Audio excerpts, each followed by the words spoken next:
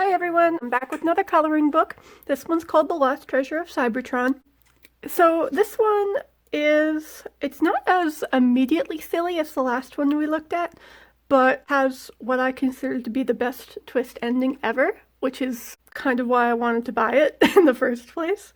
It was a little bit harder to find, so I'm really glad that I was able to. One weird thing that you'll notice about this book is that it has elements of the movie, but then they don't quite fit into the continuity properly. Ultra Magnus is leader of the Autobots, but Hot Rod's not Prime yet, but Galvatron's around, and so it's all kind of a mishmash. It seems to have been written like maybe while the movie was still in production. They didn't have all the details hammered out yet. So this one's about Daniel and a lot of the new movie characters just hanging out, and they have a lunch of some very tiny energon cubes. They look like sugar cubes almost. Like it's like usually we see them in the show and they're quite large. These are like little sugar cube size, and also Daniel's making the most horrible face I've ever seen. And he looks like if he stood up he'd be the same size as everyone else. And of course Laserbeak is doing what Laserbeak does and just being a creep. So the plot kicks off when Hot Rod asks Cup to tell a story, and Cup tells a very boring story about how there are energon cubes somewhere on Earth waiting to be found. Apparently they were on the initial launch of the Ark, but when they crashed, the energon cubes were lost.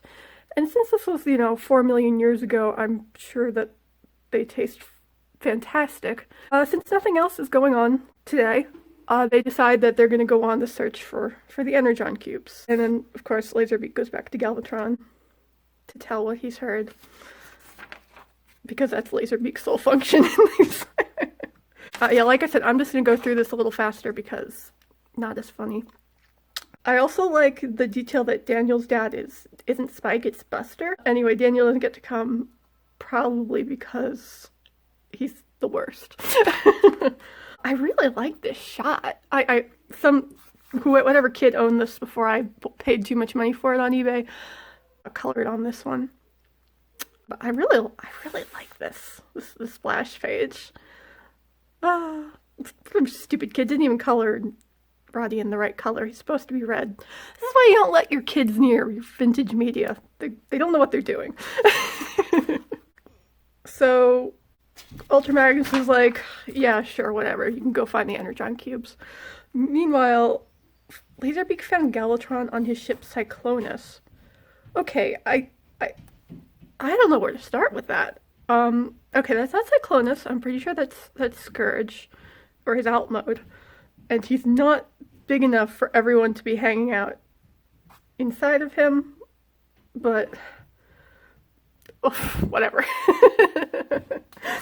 So we have our plot.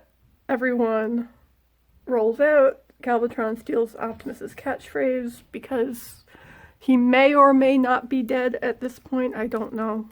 Kind of nice looking splash page. I do like the splash pages in these. They're pretty well done. We have our battle. Everyone's shooting each other and hitting each other. And then the energon supply is found, helpfully labeled in English. Crate gets thrown around, and then it gets torn open. Again, they're like these. They don't look like what I consider energon cubes. They look like tiny little sugar cubes.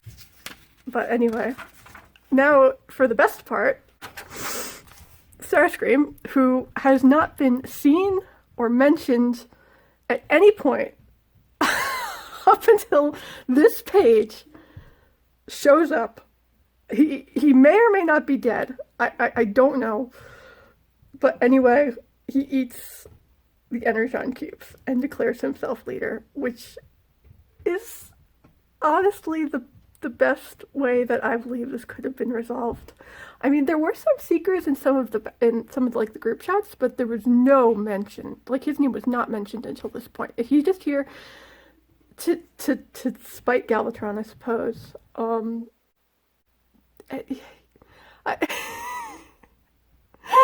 love this. Oh, because there is an OnLive archive of a lot of these coloring books, and it mentioned that they believed a page was missing from their scans simply because, oh, sweetheart, no. Sweetie. They mentioned that they believed the page was missing from their scans because of the abruptness of his appearance in the story. So they thought that they were maybe missing, page 45 because we're on 46, but you see here, this is the previous splash page. This is 44, this is 45, this is 46. There are no pages missing from this. This is just completely unforeshadowed. The Autobots decide that there's nothing left to fight for, even though there do seem to be, a generous amount of cubes still on the ground. I guess they've decided that they're going to call it a day, so they just leave while Galvatron and Starscream pummel each other in a little cartoony cloud. And that's the end. I don't know what the moral of the story was supposed to be. That was the last treasure of Cybertron. It was kind of underwhelming until, the very last minute. But, oh, I love these stupid things so much.